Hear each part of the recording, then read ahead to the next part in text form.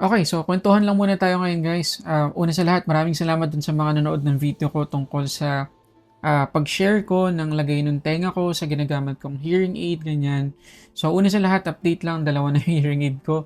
Tapos, yung OTC hearing aid na ginagamit ko noon, which is yung Leaner, ay nagpadala sa atin ngayon ng apat na OTC hearing aid pa nila. So makita nyo ngayon, andito sa atin yung Venus, yung Mars, Mercury, at yung Saturn. So discuss ko lang to isa-isa guys. Pero dito sa apat na to, ang pinaka na-test ko talaga at pinaka ginamit ko ay itong Mercury.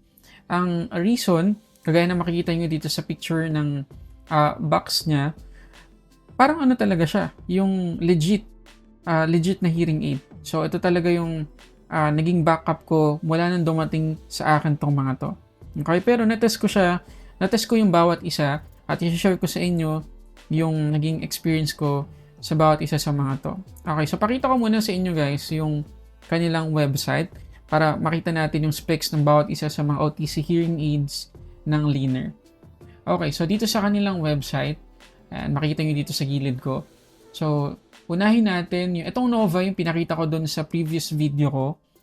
Tapos, meron tayong Mars. Yung Mars, yung pinakamahal nila na OTC hearing aid, 20,300 pesos. Nakasale yan as of making this video. Pero ang regular price daw ay 23,900. So, almost 24,000. Ang reason kung bakit ganun ay dahil ito yung may pinakamagandang noise cancellation. Okay, so pakita ko sa inyo. So ito yon guys, yung Mars. Ayan. Pag inopen natin yung box, meron tayong makikita mga instruction dito kung paano magiging sanay yung tenga natin dito sa hearing aid na to. Tapos, pakita ko sa inyo yung itsura ng OTC hearing aid na Mars. Okay, ito guys yung charging case niya. Yan. Tapos, meron tayong USB-C port dito para sa charging. Okay? Pag open natin, ganito itsura niya. Parang normal na earphones or TWS. Pero ang maganda rito guys, meron siyang hook. Ayan. May hook siya. So, halimbawa on the go tayo, ganyan, nagta-travel, nag-workout, hindi malalaglag sa tenga natin to. So, ganito yung pinakamahal nila na OTC hearing aid. At ang isa pa sa mga reason kung bakit mahal to guys, ito yung pinakamahal nila kasi based sa test ko ang ganda ng noise cancellation plus malakas talaga. Talagang pagkasuot ko lumaki yung mata ko eh. Kasi nadidinig ko lahat as in detailed talaga. Although hindi pa rin kasing level ng legit na hearing aid. Halimbawa itong ginagamit ko which is Phonak audio. Hindi pa rin siya magiging kapantay ng Phonak. Pero close enough kagaya nung last Leaner ko pero mas maganda to. So FDA registered, audiologist recommended, meron siyang 4 sound modes. Tapos pwede natin gamitin yung Leaner app dito. Kasi dito sa iba pang mga pinadala nila, meron tayong OTC hearing aid dito na hindi magagamitan ng Leaner app or companion app. Walang Bluetooth in short. So itong Leaner Mars, meron. Okay, so malaking tulong yun. Tapos touch panel yung kanyang control. Up to 8 hours battery life in one charge.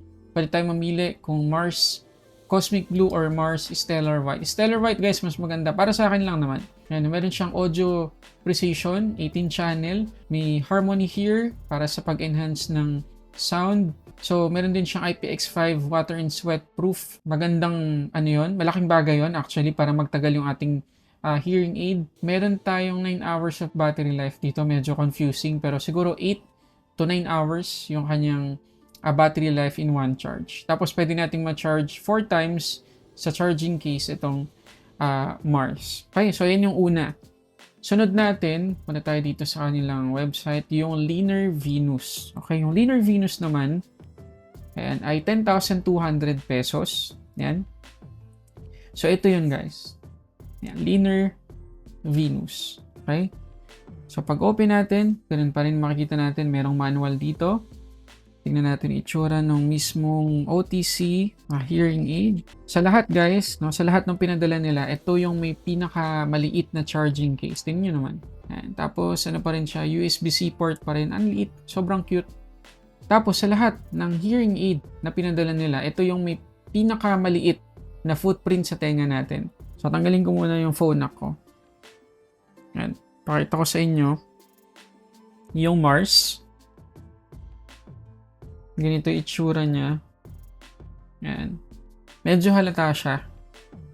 Lakas talaga. Pero pwede naman natin customize yung sound gamit yung Leaner app para hindi masyadong malakas kung medyo sobrang lakas sa atin. So, ayun. Yan. Halata siya, diba? Okay, para tayo nakikinig ng music. Okay naman. Tapos, yun nga, pag workout tayo, ganyan, di siya malalaglag. Whereas, dito, sa Venus, napakaliit lang. Kapag nilagay natin, ano, halos hindi siya halata. Lagay pa natin tong isa. Tapos, touch din to guys. Touch din siya. Ayan. Para sa volume, ano siya, 5 level yung kanyang volume. Ayan. Tutunog naman siya kapag sagad na. Ayan. Tututut, kumaganon siya. Malakas din guys. Actually, malakas siya. At kahit pa paano, may naka-cancel na noise. Medyo nababalance yan ng konti. So, tingnan pa natin yung dito sa website. Wala tayong Bluetooth. So, hindi natin to mako-customize sa Leaner app. Tapos, touch siya. Tapos, meron tayong tatlong mode, dialogue, commute, restaurant. Pwede natin mapalitan yung ear tips. Yung kanyang battery ay maglalast ng 24 hours. Guys, grabe. 24 hours sa isang charge. So, kahit buong araw nating suotin, okay lang. May noise reduction siya. Okay. So, tapos na natin itong Venus. Punta tayo ulit dito sa website ng Leaner. Ang next na makikita natin ay itong Mercury. Okay. Current price ng Mercury ay 15,200 dahil sale. Ang regular price ay 17,900 pesos. And again, kagaya sinabi ko kanina, ito yung pinaka na-test ko. At ginamit ko talaga siya as may backup hearing aid. Dahil una sa lahat, mukha talaga siyang hearing aid. Kita niyo yung mga picture dito sa website nila. Ayun, no? Diba? Mukha talaga siyang legit na hearing aid. Tapos may physical buttons para sa on and off. May toggle din para sa modes at volume. So, napaka-handy niya. Compared dito sa iba pang mga hearing aids ng Leaner. Tapos, meron din siya guys, noise cancellation. Tapos, 20 hours yung kanyang itatagal sa isang charge. Meron din siyang sweat and water protection para hindi masira agad. Tapos meron siyang gold tsaka blue na kulay. Pero I suggest go for the gold guys. Ang ganda talaga. May pakita ko sa inyo. Up to 50 decibels yung gain ng sound. So talagang malakas-lakas to. Pero talagang pinaka-gustuhan ko dito yung noise cancellation. Ganda guys. Maganda yung tunog niya in fairness naman. Hindi siya kasing ganda ng tawag dito, ng Mars. Mas maganda pa rin ng Mars overall pero hindi na ganun kalayo yung sound quality. Okay, so pakita ko sa inyo. So, ang isa sa mga downside kung bakit itong Mercury ay mas mura pa rin compared dito sa Mars ay wala tong Bluetooth. Hindi natin ito magagamitan ng companion app. So, open natin. Pakita ko sa inyo. Ayan siya. So, ito yung beige gold. Mas maganda guys. Ito yung piliin ninyong kulay. Tingnan nyo naman, mukha talagang legit na hearing aid. At ang isa pa sa nagustuhan ko talaga dito, kaya nasabi kong maasahan to, dahil 20 hours nga yung pwedeng itagal nito sa isang charge. So, pakita ko sa inyo, kapag suot-suot ko siya, kung anong itsura niya. Kunin ko lang tong isa. Ayan, mukha siyang hearing aid talaga na legit, no, diba? So, pag inon natin, tagal lang natin dito. Yan, tapos hintayin lang natin. Pag sinuot natin, naka-hide siya. Yan. Yan. Diba? Halos hindi halata. Ito yung phone knock. Ito yung Leaner na Mercury. Ang ganda ng tunog. Although, syempre, hindi pa rin 100% nakagaya ng phone knock, pero pwede na guys. Ganda. Tapos yun nga, pwede natin dito ma-adjust yung volume, no, sa physical buttons niya. So, nakaka-satisfy lang. So, ito talaga yung favorite ko dito. Dito sa mga hearing aid na to ng Leaner. So far. So, balik tayo guys dito sa website. Ang pinakahuli natin titingnan ay yung Saturn. Ito yung pinakamura nilang OTC hearing aid, 6,000 pesos lang. Kita nyo naman, di na kailangan i-sale. Mura talaga yan. Pero kita nyo naman yung battery life sa isang charge, 20 hours, guys. So, ito yung itsura niya. Yan, liit lang din ng box.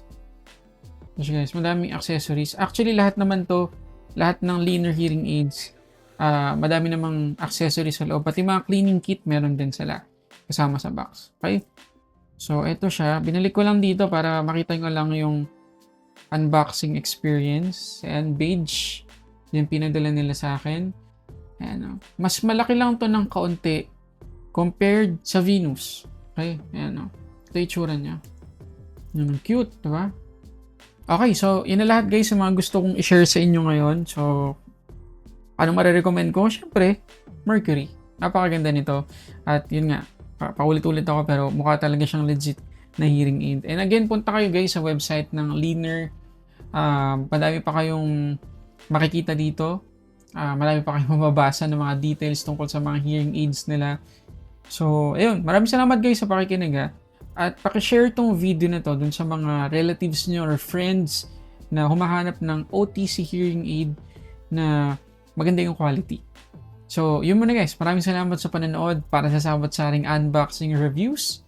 This is Sulit Tech Reviews.